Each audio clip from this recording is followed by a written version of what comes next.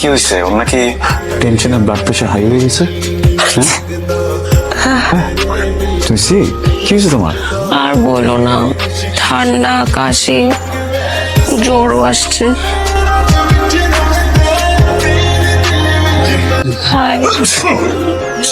তুমি এখানে কিভাবে আসছো? বাসা অ্যাড্রেস কেমনে পাইছো? অ্যাড্রেস কোনো ব্যাপার না, আমি চলে আসছি তোমার জন্য। তা কি মেডিসিন আছে। তুমি কি পাগল?